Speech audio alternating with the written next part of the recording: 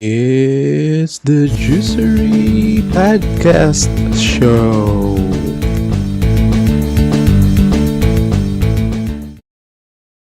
Hey yo guys, what's up? Robert Ryan here, and today I'm gonna be joined by our two mainstays. They say they were not mainstays before, but now they're here with the podcast, Juicery and Bench. Good morning, good evening, good afternoon, wherever you are in the world. My name is Jamzi P, and this is the Juicery Podcast Show. Hello, guys. Yeah. Hello. Finally, after a season, getting paid. Are we getting paid? Ryan? Yes. Please send us our Are we talent finally fee. getting paid? Yeah, The invoice or bill.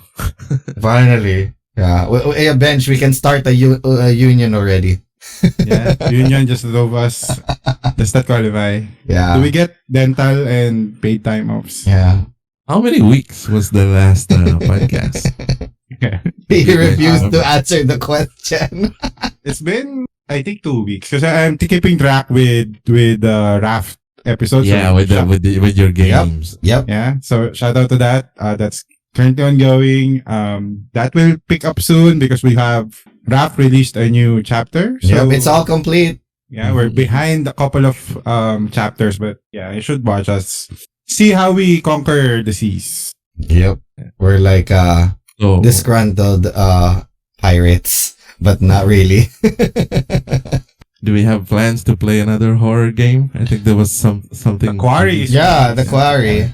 Yeah, and I still refuse to watch some of the gameplays because I want to. How much experience it How much is it in the Same. I'll check later. Yeah, if we wait for the sale, that's going to be next summer.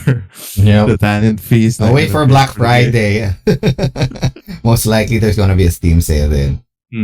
I remember Joms once said that he bought tens of games. Yeah, but Right, not really podcast or record worthy. You know, it's like a single player game. It's not really much for interaction or like. I still have the two previous games by Dark Pictures. If you guys are good with it, and everyone else, you could leave a comment down below if you guys want us to play the two preceding games of House of Ashes. You know, that was a good run with us, guys. It was Yep. also fun. Yeah, it's fun. And Let's look at Jom's library rater. What are we going to talk about today? yeah, you given it a short E abbreviation. A A O. I thought we were watching RRR. What's R? Triple rated film. No, Red. This is supposed to be a joke, but I see you haven't caught up with Netflix library. But yeah, comment down below if you want us to review that movie. I'll talk to Bollywood them. film. Oh, R. Yeah, okay. I get you. I'll talk to them later and see what I can do. Leave a comment if you guys want us to watch that. Leave a strong comment to watch for us to watch it or not. Mm-hmm. Please do that. That's an engagement. Yeah.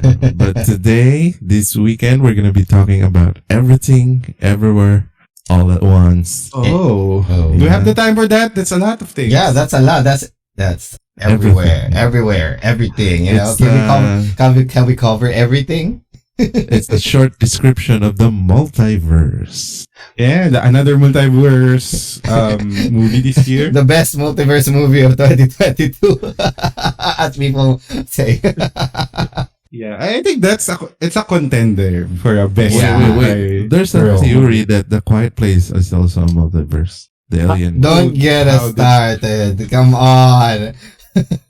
Your propaganda to push Quiet Place into the light is that will not work.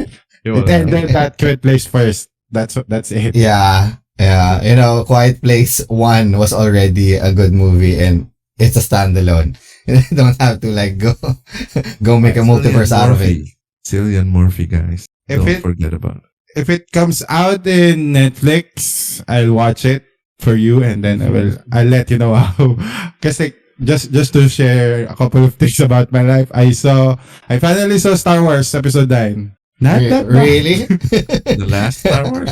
Yeah, not that bad. Watch it. I watched it 2 times on the second viewing. Much better than the first one. We'll cover a much needed discussion with regards to your That's how review. That's how late I am on movies. But yeah, Episode I saw it 9. after watching this one. So Yeah. we're going to discuss a Daniel Kwan movie. And have you guys seen any Daniel Kwan movie like in the past? Okay, I'm gonna be a total noob here. No, I So haven't don't say watched. no? Yeah. How Not about for your me as well. Not for me. Okay. But this movie has given me vibes from previous films before, artsy films. yeah, it's so artsy. Very, very artsy. Like Reminds me of that Jim Carrey film with I forgot her name. Eternal Sunshine of a Spotless Mind. It also has a vibe of like what do you call this? The Big Fish by Ewan The Big McGregor. Fish. Yeah, something Yeah. like that. Big Fish. No, I mean David Lynch movie. I think. Yeah. Yeah. How about the life's equation, the galaxy film? It's also Hitchhiker. yeah. Hitchhiker. So we So, can see Ryan doesn't remember titles, like just premises. Oh, the Big Fish was directed by Tim Burton. Oh, Tim Burton. Yes. I keep switching them around. But yeah, this is like what the only Daniel Kwan movie I saw is Who's it? Swiss Army Man. So it's Mhm. the same like art style, artsy type of movie. And if you have seen that, it's about Daniel Radcliffe being dead, and Paul Dano is in there as well. Okay. And Daniel Radcliffe was dead in all of the movie, and you will see him like do a bunch of stuff with him. Nothing sexual. But, like, I saw it's really Daniel Radcliffe is in a Netflix film. He's a rich guy, right? The Lost City. what's that? You What guys, movie? What movie? The Lost City, the one with Brad Pitt and Oh, I haven't watched that. Is that a new film? yeah, just this 2022. Oh, I'll try to check that out. Check that out. hey, I thought Daniel Radcliffe's only doing like artsy stuff. Like, what's the one where he's like he's selling. Well, he also did Now You See Me. He also did Now You See Me too. I mean, Now You See Me is like for him to like, oh, I don't have money anymore. I have to do something. But like when the other like in his videography is more like these are artsy stuff. He also have like a theater type thing. He shows his penis in there. but he's not in this film. Yeah, The it's not his film. starring for this film, the starring role is Michelle Toby Yeoh. Aldrich Jones. Michelle Yeoh. Did you guys know? I'll just hit you with some trivia. Did you guys know that the movie was supposed to be made for Jackie Chan? Yeah, Oh. Yeah. Yep. I know it. On the But inside. unfortunately, Daniel Kwan tried to reach out to Jackie Chan, but he was unfortunately busy at the moment. So they settled with the next best thing, Michelle Yeoh. Well, you can't say you're settling with Michelle Yeoh. Like, she's a really great actress. That's why the next best thing. That's why I said next best thing, which is Michelle Yeoh. You said settle first, but I get your point. But yeah, like this, I think she played her part really well. Mhm. And this has vibes of. Have you seen the first Lego movie? Anyone? Yeah, you asked me that Yeah. before, but no, I did not. Oh my god! Like this, because like it plays with this plays with the concept of chosen one. Mm-hmm. But like the reverse, like you're the chosen one, not because you can do amazing stuff. You're the chosen one. It's like you're a blank slate, something like that. Mm-hmm. So like she being, she keeps telling herself throughout the movie she's not good at anything. Mm-hmm. That puts her in a position to be very great in anything Yeah. else that she's not doing right Mhm. now. Mm-hmm. So it's great in terms of teaming, like doing a lot of things really well, Mm-hmm. and also not good at something. What can you say, guys, about the soundtrack of the movie, the music of the movie? There You was go some- first, Ryan. There were some techno vibes there, right? Mm-hmm. There's a lot of techno vibes there. Yeah, it's That's grandiose. It's really strong, and it what do you call this? It complements the scene very well. The scenes, yeah. Kudos to Son Lux, who was also the music composer for Looper, Paper Towns, and the disappearance of Eleanor Rigby. Ooh. Yeah. Well, to be honest, I can't really remember the soundtrack or if there's any like scoring. Stand out, yeah. I was Stand out. really. It didn't stand out because it melds so well in the scenes, which I guess it's a good job. The ending credits song stuck to my head and was on repeat on my Spotify for quite some time. Oh. It's a licensed song. I forgot what it is. What It's This Is Life. Yeah, 70s, I think. Yeah. Song, right? It's kind of melancholic, the song, but you know it suits, complements the temperature or the feel of the movie.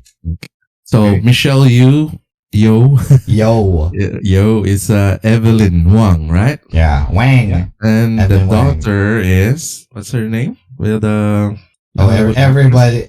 Stephanie Shu. Okay, and then we have the dad. Okay, I'm not sure if I could say it properly. Again, Yehu Kwan.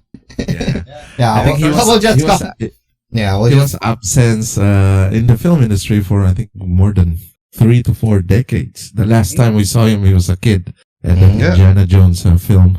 yeah. And like, he still acts really well. He was playing two characters there, and switching is not a problem to him at all. And you can see like there's you can see the distinction between two characters. And I remember a conversation with Jumps. He looks like he reminds you of what Jumps? Jackie What? Chan, right? Yeah. He really does. The mid-20s Jackie Chan. Yes. The way he Which- moves. Which I disagreed strongly because Jackie Chan to my mind is always well built and stocky. Well, what I envisioned in him was like the what do you call that? There are times when he's fighting enemies and he sometimes gets clumsy and like slips and all. But That's what happened when you envision your main character to be Jackie Chan, but yeah. he's Yeah. busy, You put him in the next supporting role. Design.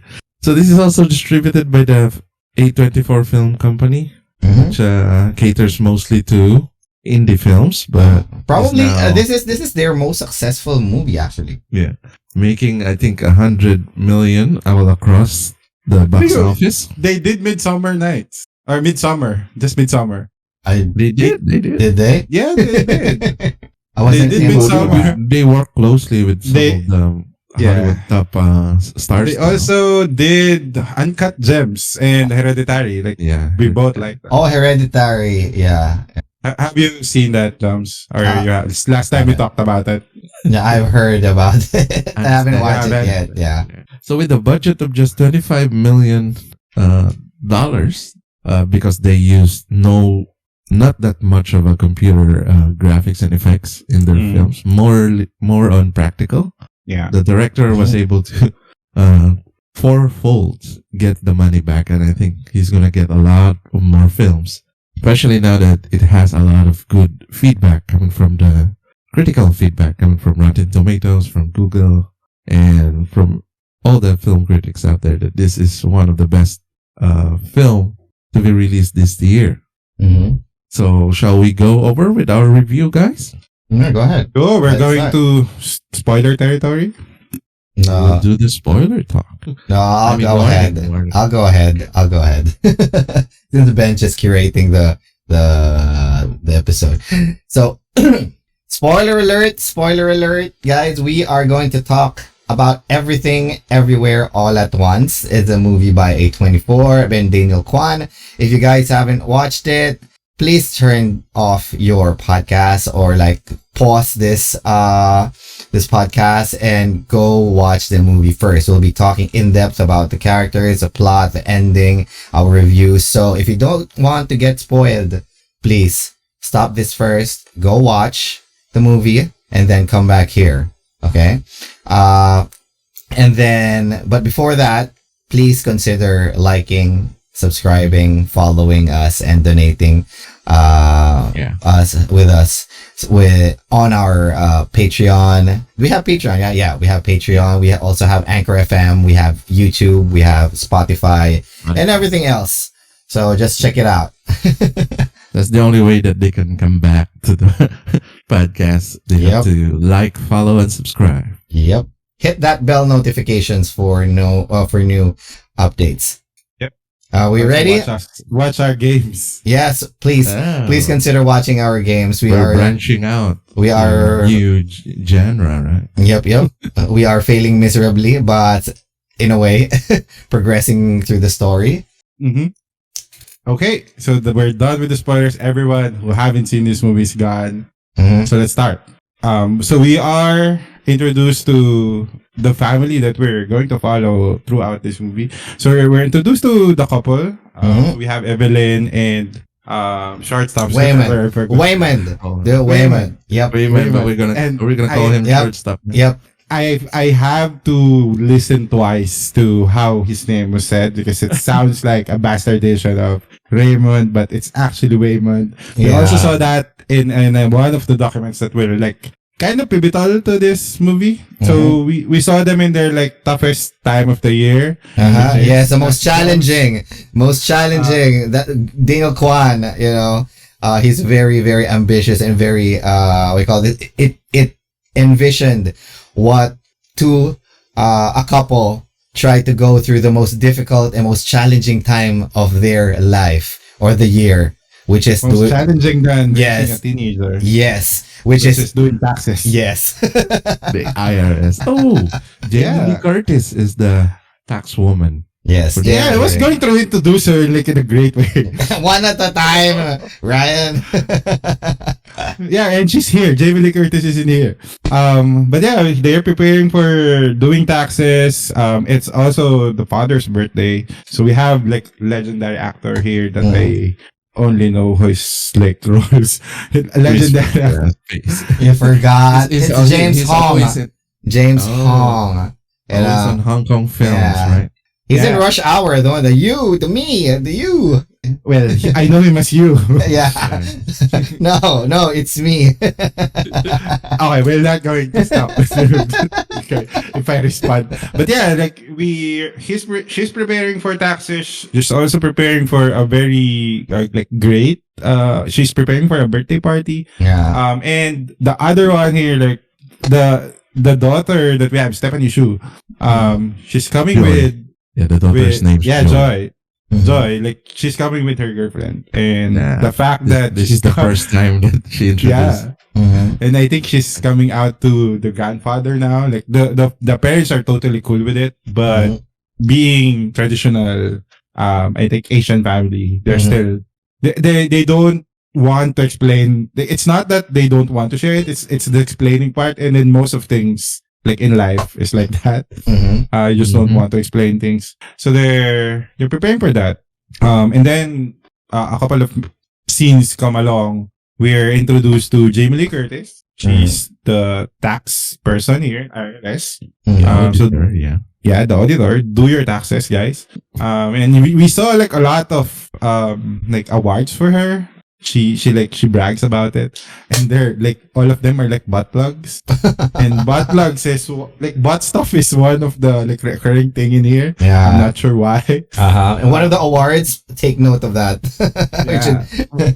Yeah, like there's a couple of awards there, and then one will show up again.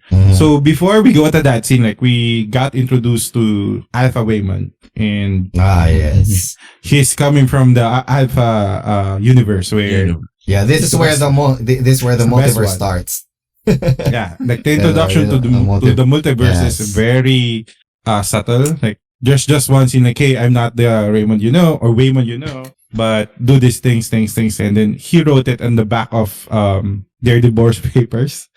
So there's a threat of divorce. Like Waymond here, like after going through the stuff, contemplating divorce. And that goes throughout the movie. Like this couple is like trying to go by day, but it's not enough to like really stick it with each other. So we are introduced to the multiverse part, and I think this is where the part where really you have to pay attention because it's fast paced. Like this is Yeah, it's- after the introduction, it's Yeah. Yeah. it's showing the Hong Kong style filmmaking style showing up here, like where you don't really stop with the tension. So you have one scene where Alpha Waymond shows up and using his very beaten fanny pack where he shows his prowess with martial arts. Mhm. And the thing here is with other multiverse stories, like you have what's that one with Jet Li? The one. The one. the one. So like in a multiverse movie, you'll have one person separate from other personas in other multiverses, like, and you have to fight them. But this one, they do the that concept in Doctor Strange. Dreamwalking, was it Dreamwalking? Yes, dreamwalking, where So, you go into the consciousness of your variant. Yeah. Control So your variant. what they're doing is they're not controlling the variant, but they're taking the ability. So it's a really good concept in a way. Like if you can tap into the potential of other you in the universe, where you can use their talents at any point in time. Yes. And we see that concept throughout the movie. Mhm. It doesn't really stop. Like you just continue on next conflict, slow down a bit, next conflict, exposition. The exposition also part is done, I think, seamlessly. It's not too talkish in terms of Yeah. saying that this is how the world works. Mhm. It just shows you. And there's parts that they have to tell you, but it's not too boring comparing to how like a non. It's what they call immersive. Yeah, it's a really immersive Yep. storytelling. And So, correct me if I'm wrong, Bench. I'll stop you there. Yeah. The abilities that they have in this world is what they have, right? yeah, with That their means, variants in Whitman other is very universes. good in kung fu, or not? No, they don't have that innately. They get it from other people in the timeline. So if like say Bench Alpha is not really good at anything, I can tap into Universe X where he's good at Yeah. podcasting and talking well. I could do that right now, and you can have a great time.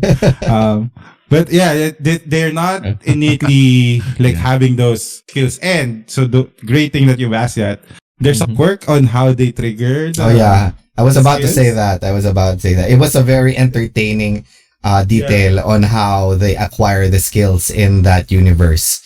And And this this is- follow the map, right? They have this digital.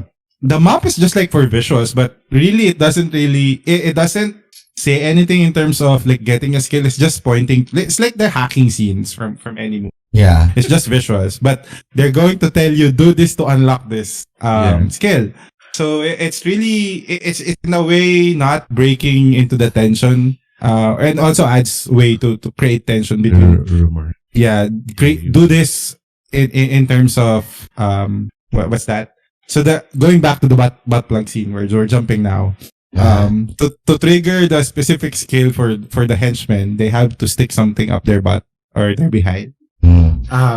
So basically, everything that they do to acquire the skills that they have from different variants of the multiverse, they have to do something weird. That's the keyword there. Yeah. Weird for that person, something that they haven't done in their life.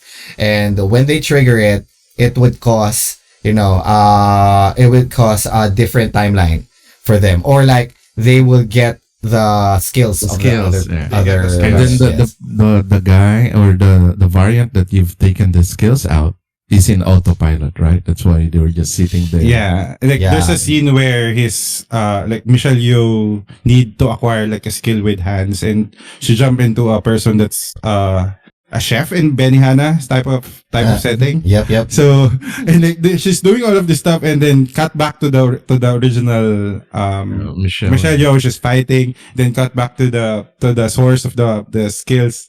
You can see her like hitting another person or something like that. And then I think that's my favorite. By the way, that's my favorite part of the movie. universe. Favorite universe. Like there's distinct places in the world or in the universe. Like you can tell each one, Mhm. That's the Rakakuni. For me, that's the Rakakuni Ra- universe. Rakakuni universe. Yeah. How about you guys? Like, what's the most that you remember in terms of universe being different? Well, for me, the most notable universe. I think I have two. The first one was she was a martial artist and an actress as well. But the variant in the later part of the movie, wherein she strengthened her pinky. She strengthened her pinky, so her pinky has like biceps. Yeah. And then And- sorry. Yeah. Go ahead. Oh yeah, and the other one was the universe where the apes with hot dog fingers defeated the apes with normal fingers. So in that universe, everybody has hot dog fingers. And they have a weird fornication style with their fingers. That's what you remember. Yeah, that's the only thing I remember, right? But the one good thing that I saw as well in that universe is that since they have hot dog hands, they're very good with their feet. They could play piano, Do some artwork. Yeah, they can do some artwork with their As Ryan said, the foreplay is in the feet. Yes. Well, Going to the I think Ryan has a foot fetish, Yeah, it was a joke, Ryan. Like the running foot joke. thing. It's just now materialized. Yes. Anyway, so and the main villain in this movie, like we talk about all of this, acquiring talents from other people. The main villain is what I forgot. Juju Chewbacca. There's a real Joku Tabuti. yeah, like Joy, their daughter is the main culprit here. Yeah. And in the Alpha universe, they experimented on her, and now she can experience everything everywhere. Yeah, she's now called Jobu Tupaki. Jobu Tupaki, which Michelle Yeoh tries to pronounce miserably Once, right. throughout the whole movie. She only said it once properly probably in the third act. Yeah, and it's really funny, like how she rotates around her characters, and it's shocking. Like she can bend reality. Mhm. So there's one where I think it's a callback to The Mask, where she's wearing some like flamenco. Oh no, that's not flamenco. Yeah, it's sort of a flamenco. Yeah, it's a flamenco get up with when she is confronted with a police officer. She Yeah, danced with the officer. So it's sort of a following The Mask, Mhm. The Mask's rule, where you can do anything you want, Mhm. Bending reality. bend reality. Yeah, and that scene. Okay, go ahead. Yeah, I just wish they did at least one. What's that? When animation like needs to stretch something to make it look like it's fast, like in moving. Speed lines, or like No, it's not speed lines. Like squish frame, something like that. Okay. I get what you mean. When Sorry. like in Scott Pilgrim, when they squeeze the frame to make it what do you call this, shorter, the scene shorter, and then No, I think you're describing something else. But yeah, moving on. yeah. You were going to say something. Oh yeah, what we were talking about earlier with the confrontation with the police, when they did the flamenco dance. There was also a scene there that's probably one of the most epic scenes in the movie. The cop beaten to death by Jobu Tupaki with 2 giant-sized dildos. I was laughing. How humiliating is that? Beaten to death. Unexpected. Beaten to death by giant dildos. So most of the fight scenes happen in the IRS building, right?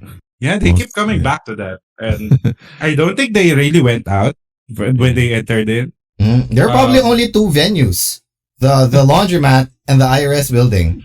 Yeah, and they have 2 venues, but the decorations or the sets are always like they changing. look different. Yes. There's a Christmas one, like, remember, or is it Christmas, or they're just wearing red, something like that. But yeah, Chinese New Year. Yeah, Chinese New Year one Oh yeah, in the elevator. There were pumpkins. I Yeah. remember. And Wait, that's there were still the pumpkins? laundromat. I didn't see the pumpkins. So how did they beaten the daughter? So that was the very first plot twist. Yeah. It was the daughter all along. Mhm. It's because I think she was experimented on and she has negative emotion, and then she said that everything was clear to her and what she has to do. So she created a black hole where everyone And will be- everything bagel. Yes. Yeah, at a bagel. Mhm. And She tried I to put forgot all how- so her. there was a great fight scene, and then a lot of emotional talk, right? Mhm. yeah, towards the end, there's a great one taker. Mhm. Like this is where like, we reconcile all of the like the emotional stuff, and that we're jumping onto towards the end. And again the use of just one take. And I don't think it's really one take. There's just really cut well. Yeah. It's Yeah, they're going well, upstairs and they're fighting a lot of guys, right? Mhm. And that's the one there where they're showing all of Evelyn now tapping into everyone's skill in her Yeah. life.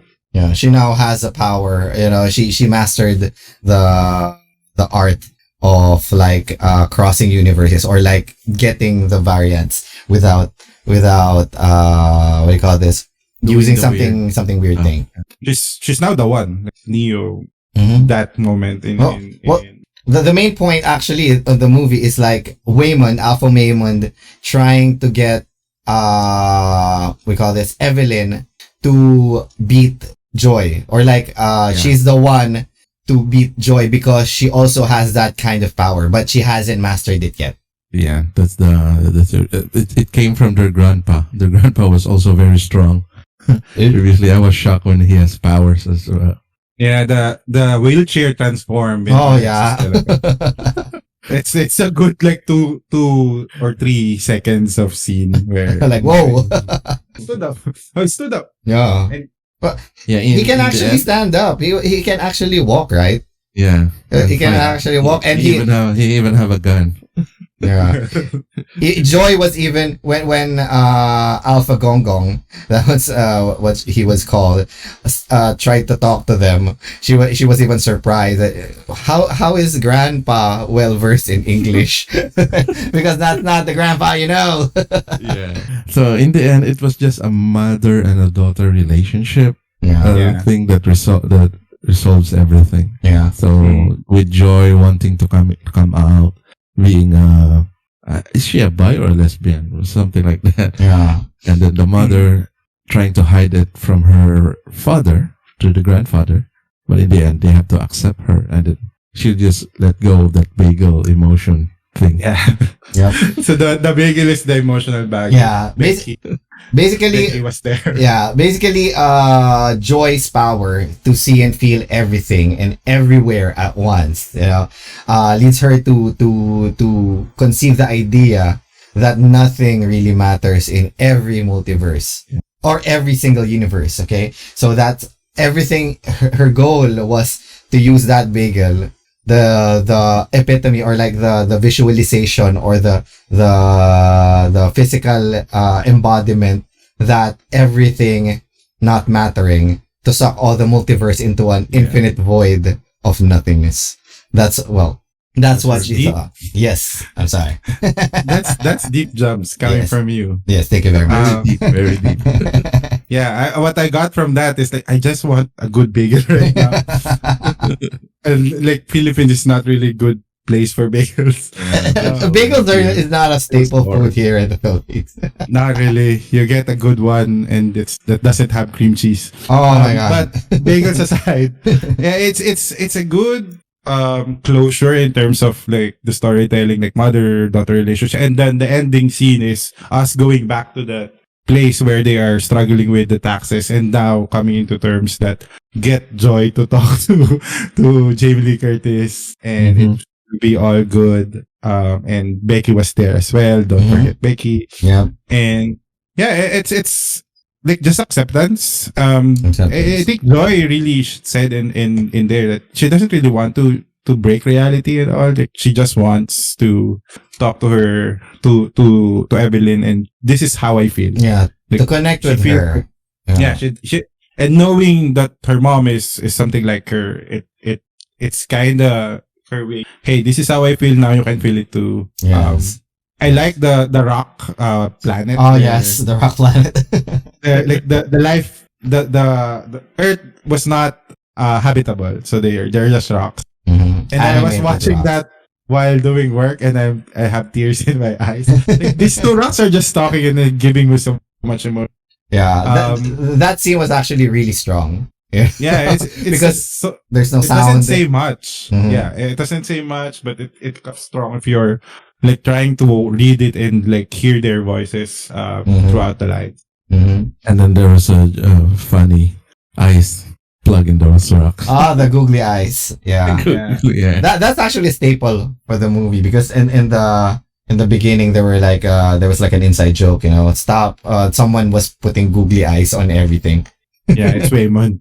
Yeah, Waymond is putting all of those, and she doesn't like it. Like Evelyn doesn't like it, yeah. and her materializing that in a world where Waymond is not present is, I think, saying something. And then eventually come to the point where she's remembering all of the struggle they both have. Yeah, they both have.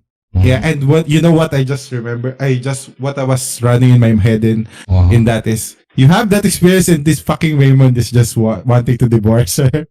So it doesn't really line up to what it's trying to say. Mhm. But you can give it a pass because like One of the the focus is loopholes. Yeah. In some universe, They Evelyn did well. was very successful, right? Yeah. With Waymond. So Yes. Waymond was they're their, both successful. Like in a world that they didn't meet, that's the worst thing that you can see if you're like, Yeah. if you're in a relationship. Yes. And you'll see yourself, oh, if I don't marry this guy, I would be like a superstar. Mhm. So they're both in it. They're committed. So Yeah, they should, and stick to it. they still committed after like knowing that, or she knowing that. Mhm. Um, Well, in the yeah, end, it's in a the good end, right? closure. Yeah. Yeah, it's a good closure. Like they still are together. Mhm. Jamie Lee Curtis is happy with her awards that look like blood plugs. Mhm. And yeah, it's a good a movie that says that it's a happily ever after. Mhm. We get the Well, credit scene. Or do we have what an I- end credit? Well, what I realized by the end of the movie, I think and I also read some articles and which like drove the point clear to me and like affirmed what I thought about the movie is that knowing that everything is meaningless in the universe, it's the small moments that matter. That's probably what the movie was trying to drive at, Yeah. There's another deep one from you, Jones. What are you eating recently? No. I was just waiting for that moment to say that because when I watched the movie and I looked for what does this movie mean? Yeah. I mean, what does the director want to show us? And then Yeah. I read this article and then it explained to me exactly what I was thinking of. And when Joy said that nothing matters, cue in Metallica song, nothing matters in the universe, and then Evelyn says that okay, since nothing matters, let's make the small moments count. It's that one that makes it meaningful. The small moments. Yeah. It's the little things. That's a great view into it. The small moments they had with Waymond, I think it captures that, all of it. Yep. Yeah, and I think that's just a good premise of a movie. Like, do weird stuff and then end with a really profound, thought-provoking thing. Mhm. So, yeah, no and end credits. No end credit scene. Mid credit scenes. No. was there one? Was the- there? No, this isn't the MCU. This isn't. MCU. This is not MCU, man. Well, like, the Rock universe will return in phase 2, something like that. Mhm. So with that, are we gonna score the film? Before we score, what's your favorite moment in the scene? Like, aside from what we've discussed so far, because it's a weird sequence of events. Like, what's the most memorable? Who's gonna go first? Ryan? Okay, I'll go. Yeah. I'll go first. Okay, So, okay. because I proposed the question. Again, the Rock universe. Uh-huh. It ties everything up with the team. So again, what you're mentioning, nothing really matters. So it's like there's no life there. Evelyn conjuring googly eyes, so she's now the one. It's just really good. I'm not sure if it's been an intentional callback to other like movies, but even without that, it's still a good sequence for me. Mm-hmm. Well, I'll go next. That's a good one, actually. For me, the like I mentioned earlier, the unforgettable scenes for me was the guy getting beat up with two giant dildos, and then the other one also was a rock scene, and the scene with or the universe with hot dog fingers, which was really weird, but it stuck to me. But yeah, another thing was also when Harry Shum Jr.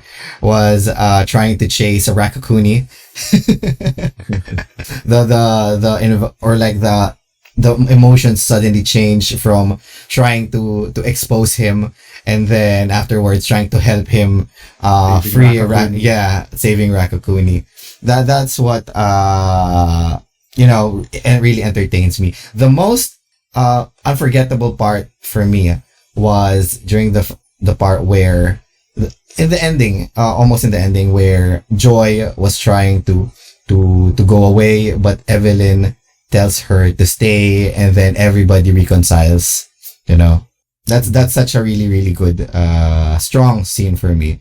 So the police that was recurring in the events, Mm-hmm. he was there. He was the guy who was beaten up by the dildos, right? Mm-hmm. The Asian police. Yeah. So the bagel scene was really funny, and Alpha Gong Gong, Mm-hmm. that he was able to do some fight scenes. That was really funny and stick to me. Yeah. All in all, I really like the style of filmmaking here. Mm-hmm. Great. That long stairway scene was also good, like A lot of action. yeah, Evelyn tapping into the Like variants of the John other person when she's fighting them. All right, let's score the film. Who would like to do? Yeah, 5 is the highest as usual. For I'll the Juicery I'll go Podcast. first. So rating wise, I rate it as 3.5 out of 5. So Okay. and it's middle. Like I thought coming into this movie, like I would like it more, but there are scenes that really will stick well into you. But it's still a good watch. It's how would I phrase it? It's good. Like but nothing too groundbreaking in terms of filmmaking. Yeah, it's an average, not an average. It's above average watch for me. That's why it's 3.5. That's How about for me. you, Jones? I'm going to be honest, guys. I'm going to go with the 5 for this one. Oh, maximum. The first I'm time going I've to go heard. with them because it's not the scene. I have to. Zack Snyder, Yeah. huh? I have to like contend with what Bench Spider-Man. yes, I have to contend with what Bench said earlier with his review. But yeah, I respect your review.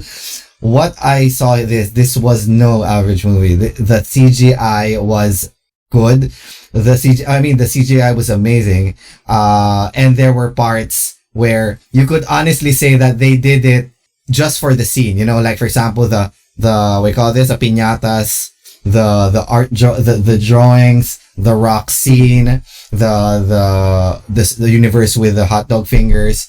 They did the CGI appropriately for the movie, and at the same time the montage, the montage of the scenes where Michelle Yeoh quickly transitions from every variant of the multiverse, as well as the accompanied soundtrack.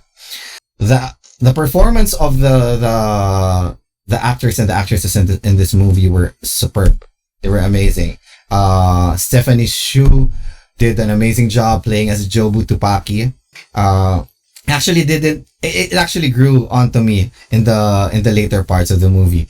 And of course, shortstop, I'm not gonna say his full name.